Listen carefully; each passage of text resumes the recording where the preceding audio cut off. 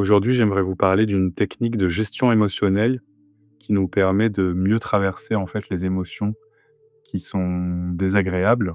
Les émotions agréables, en général, on n'a pas de mal à les traverser puisque elles nous font du bien et on se sent bien. Le problème, c'est avec les émotions qui nous procurent des sensations désagréables comme la tristesse, la peine, la culpabilité. Il y a une roue des émotions qui permet de mieux comprendre les émotions. Il y en a vraiment des différentes. Enfin, ce que je veux dire, c'est qu'il y en a beaucoup avec des nuances et il n'y a pas que joie, tristesse, colère. En fait, chacune de ces grandes émotions a des petites nuances qui sont très intéressantes parce que quand on a une plus grande clarté sur la nuance des émotions, déjà ça permet de mieux comprendre ce qui se passe en nous. Et donc ce qu'on va voir aujourd'hui, c'est une technique que je suis en train d'expérimenter pour mieux traverser les émotions désagréables, comme je vous disais. Ça va vous permettre en quelques minutes de mieux gérer ce qui se passe en vous, de revenir plus vite à un état de sérénité, de tranquillité. Et on va voir ça tout de suite. Ce que j'ai remarqué, c'est que une émotion désagréable, quand elle nous traverse, le plus souvent, on essaye d'y résister. On essaye de pas la ressentir ou alors, de faire en sorte que, voilà, on regarde pas, on veut pas, on rejette, en fait. On rejette les émotions désagréables, en général, hein. Après, ça dépend des moments, ça dépend des gens et cetera, mais on a tendance à pas aimer ce qui nous fait souffrir et ce qui est désagréable et c'est normal. On recherche la paix, la sérénité, le bien-être. Le cerveau, recherche le plaisir et donc tout ce qui va être désagréable ou qui est associé à une forme de souffrance va être rejeté, mis de côté, mis sous le tapis ou ignoré. Sauf que malheureusement, une émotion qui est ignorée, elle n'est pas sans impact. Une émotion ignorée, elle va ressortir à un moment donné, d'une manière ou d'une autre, pour se faire entendre. Parce qu'en fait, une émotion, c'est un message soit de notre corps, soit de notre inconscient, voilà, de notre psyché, pour nous faire comprendre quelque chose et pour nous aider à traverser quelque chose et à avancer vers justement un état plus tard de sérénité et d'équilibre.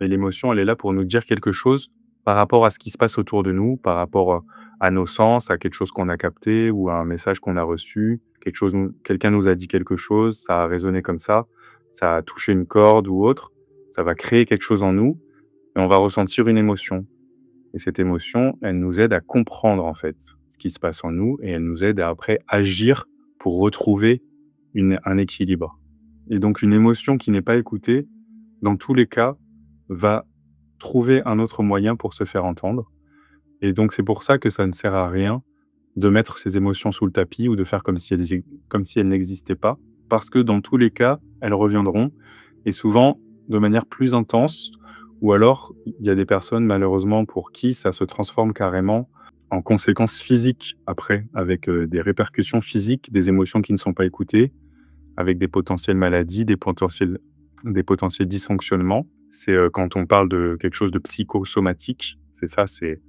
la tête, c'est le corps et c'est quand, le corps fait ressortir quelque chose qu'on n'a pas écouté ou qu'on n'a pas pris le temps de regarder avec notre tête et donc puisque ça ne sert à rien d'ignorer une émotion, les émotions désagréables que j'expérimente en ce moment, c'est le fait de les accepter pleinement, de se laisser vivre l'émotion. C'est pas du tout évident parce qu'on a tendance à rejeter ou à vouloir transformer ce qu'on ressent en quelque chose de positif tout de suite et en ce moment, j'expérimente vraiment de me laisser traverser par la peine, par la tristesse, quand c'est cette émotion désagréable. Après, ça peut être de la colère ou autre. Mais là, c'est récemment, c'est de la peine que j'ai ressentie parce qu'on a perdu, un petit chat avec Loïc qu'on a depuis 1 an, qui s'appelait Artémis et bon, c'est encore, sensible en moi, je sens quand j'en parle, parce qu'on était très attachés à elle et là, on l'a perdue vraiment il y a quelques heures et ça me fait ressentir de la peine et de la tristesse parce que je l'ai perdue. Mais du coup, au lieu de chercher à tout de suite voir les côtés positifs, me rappeler des moments qu'on a passés avec elle, alors je l'ai fait, mais ça me fait du bien. Mais j'essaye aussi de me connecter à la tristesse et à cette peine et à la ressentir, en fait, pleinement. Et ce que ça fait, en fait, c'est que c'est plus facile à vivre parce que je suis pas dans une lutte. Je suis pas en train de faire comme si ça n'existait pas ou de chercher à éviter ça. Je me laisse traverser et en fait, voilà, il y a des vagues. Je ressens cette peine. Ah, je m'en rends compte. Elle me traverse et puis finalement, hop, après la vie continue. Je repars dans ce que j'étais en train de faire. Je ressens après d'autres émotions et cetera et ça fait que mon cerveau, il est pas sans cesse focalisé sur ça et c'est beaucoup plus simple, je trouve, à traverser du coup, ces moments difficiles comme ça. Qu'après, pour la colère, c'est un peu plus, difficile parce que la colère va avoir tendance à nous déclencher des à nous faire agir avec, des cris, des gestes, des voilà, on va partir, claquer la porte, envoyer un mail incendiaire ou un message qu'on voilà, répondre par message, quelque chose que sur le coup de la colère. Donc c'est plus difficile de comprendre comment se laisser traverser par la colère et ce que j'ai vu avec, ma psycho-énergéticienne, c'est le fait de ramener l'énergie à la terre. C'est-à-dire qu'on sent l'émotion de la colère qui arrive et en fait, on visualise vraiment qu'elle nous traverse et qu'on l'envoie dans la terre, comme si c'était un courant électrique et en fait, ça va faire que cette colère ne va pas s'accumuler en nous et ne va pas après exploser à l'extérieur où on va pas renvoyer la balle. Parce que souvent la colère, dans les échanges un peu de disputes, ça va être des énergies électriques qu'on s'envoie et qu'on se renvoie tac, tac, tac, jusqu'à ce que ça pète d'un autre côté peut-être et puis après, il y a quelqu'un d'autre qui va en pâtir et cetera. Là, l'idée c'est, le courant électrique, on le canalise et on l'envoie dans la terre. Ça peut paraître un peu ésotérique, mais en réalité, ça fonctionne vraiment. C'est par contre pas évident à faire parce qu'on a envie, quand on est déclenché par la colère, de réagir. On a envie de renvoyer quelque chose et là, l'idée, c'est de pas faire ça justement, c'est de l'envoyer à la terre pour le bien-être de nous-mêmes et des autres aussi et une fois qu'on a renvoyé à la terre, la colère, elle est là, mais elle n'a plus, de prise en fait sur nous pour, elle on va plus être dans la réaction. On va pouvoir laisser une petite porte s'ouvrir à la réflexion et du coup, on va pouvoir après amener une réponse qui est plus juste, une réponse plus adaptée avec, voilà, plus, une vision, peut-être un peu plus claire des choses et qui va permettre de plus vite trouver une solution. Donc voilà, ça pour se laisser traverser pour la colère. Mais, c'est cette technique en fait que je vous invite à expérimenter par vous-même au niveau des émotions qui arrivent quand elles sont désagréables, au lieu de lutter et de chercher à les transformer en quelque chose de positif, de vous laisser traverser en fait. Parce que finalement, si ce sont des choses que notre corps et notre esprit sont amenés à ressentir, c'est pour une raison.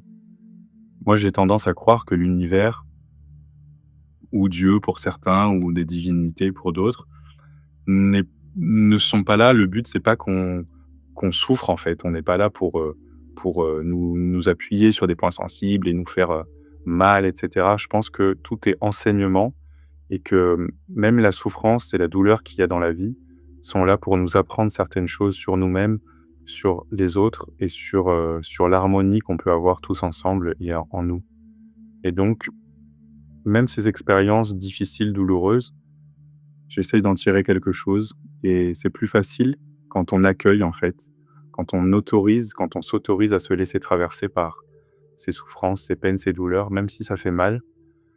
Ça va faire moins mal, en fait, sur le long terme parce que au lieu de résister et d'être dans la confrontation, dans le déni parfois même, on va traverser la chose et on va pouvoir après s'en libérer, en fait et continuer d'évoluer et trouver après une autre forme de joie quelque part, parce qu'on aura réussi à traverser ces choses douloureuses. Et c'est aussi libérateur parce que du coup, ça fait aussi que le mental est moins en boucle. Parce que quand il y a des choses désagréables qui nous arrivent et des émotions désagréables qu'on ressent, qu'on rejette, le mental est en boucle sur ces choses-là. Et si et ça, mais pourquoi et comment? Alors que quand on est dans l'acceptation et qu'on se laisse traverser ou qu'on envoie à la terre, le mental, il se calme en fait. Il se pose, c'est comme de la méditation. On se met plus dans une position d'observateur, observer ce qui se passe en nous, on le remarque, on se laisse traverser et ça passe comme une vague. Une vague, elle est là au-dessus de l'océan, elle peut être plus ou moins grande. Des fois, il y a des vagues immenses, très destructrices sur leur passage et pourtant l'océan, si on regarde au fond, eh ben, il se passe pas grand-chose. il est assez calme, en fait. Et c'est ça qu'on peut essayer de faire en nous aussi. C'est que malgré les émotions qui sont comme ces grandes vagues, on peut à l'intérieur être comme l'océan pour retrouver une forme de calme, de sérénité et se connecter à ça, en fait, qui est toujours là, au fond de nous. Il y a toujours une part de nous qui est calme, détachée. Il suffit, en fait, juste de retrouver le chemin vers elle et de s'autoriser à le retrouver, surtout ce chemin. Parce qu'on peut avoir tendance à se laisser emporter par les vagues et pas prendre du plaisir à être dans la vague, mais ça nous donne une bonne raison, en fait, de justifier après certaines choses ou ça donne du grain à moudre à notre histoire des fois. On va pouvoir après se plaindre ou dire: «Ah, c'est à cause de ça», voilà, rejeter la faute. Je sais que c'est pas facile d'entendre ces choses-là et malgré tout, moi, ça me fait du bien de les entendre parce que ça me permet de prendre du recul et j'ai pas envie de vivre une vie où je suis en train de me trouver des excuses et où je me complais dans un malheur ou dans une mélancolie et où je cherche des choses pour valider une histoire que je me suis construite. Moi, j'ai envie de me rapprocher de quelque chose de plus vrai pour moi, hem, de me rapprocher de mon chemin de vie, de me rapprocher de ce que la vie a de meilleur à m'offrir et pour ça, je préfère regarder les choses en face, telles qu'elles sont et les expérimenter, en fait, pleinement. Si vous voulez des astuces, des conseils pour, continuer d'explorer votre chemin, votre épanouissement personnel, on a fait des guides en PDF qui sont gratuits que vous pouvez télécharger dans le lien sur notre profil ou dans la description. Il y a différents guides qui vont vous aider à gérer votre stress, gérer vos émotions, reprendre le contrôle sur votre temps, aussi, vous rapprocher de votre chemin de vie, de vos missions de vie. Donc ça peut être intéressant que vous alliez explorer ça, c'est complètement gratuit. On vous envoie les guides par email et c'est gratuit, donc n'hésitez pas à en profiter. Il y a des centaines de personnes qui les ont déjà téléchargés, qui en profitent, pour qui c'est bénéfique, donc n'hésitez pas si vous n'êtes pas encore allé voir. Et si vous voulez aller plus loin avec nous, on a un programme d'accompagnement qui s'appelle Rivière d'harmonie. Rivière d'harmonie, on vous envoie un message par jour avec une mini pratique de 3 à 5 minutes qui vous permet de vous reconnecter à vous-même, de reprendre confiance et de vous amener vers ce qui est essentiel pour vous en vraiment très peu de temps. On fait aussi des méditations guidées, on a toute une communauté dans Rivière d'Harmonie, vous pouvez aussi aller explorer ça, le lien est dans la description. Il y a peut-être une vidéo qui s'affichera si vous êtes en rediffusion. N'hésitez pas à cliquer sur cette vidéo pour continuer d'explorer le développement personnel, votre épanouissement, le bien-être et la spiritualité.